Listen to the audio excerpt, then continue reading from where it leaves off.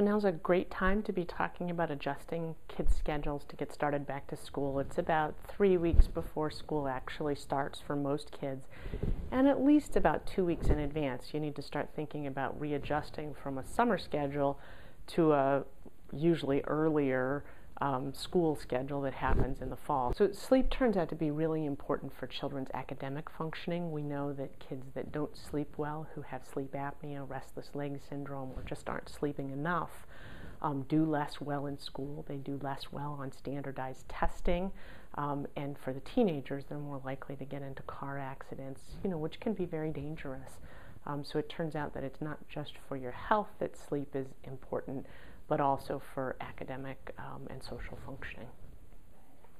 So in order to help children fall asleep most easily, particularly in a time like now where we're trying to move bedtimes a little bit earlier, and that's especially hard because it's often still light outside because it's the summer hours, we live far north, and it's late into the evening.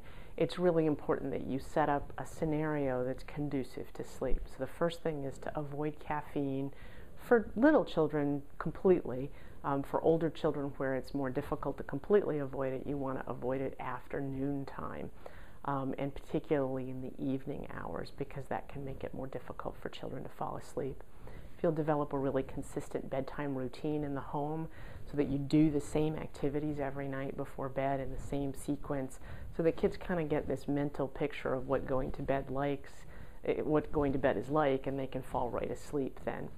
You want to avoid, lots of heavy exercise, roughhousing, horseplay right before bedtime, and lots of bright light exposure as well. The place that we miss bright light exposure is in televisions, video, computer screens, things like that, where we're up close to the screen and looking directly at the image. That's a lot of light exposure for the brain, and it can make it more difficult for children to fall asleep. So we usually recommend in the hour or two before bed that we try to get rid of all those electronic devices. So things to do to help with easing back into that schedule is to first of all pick a strategy and stick with it.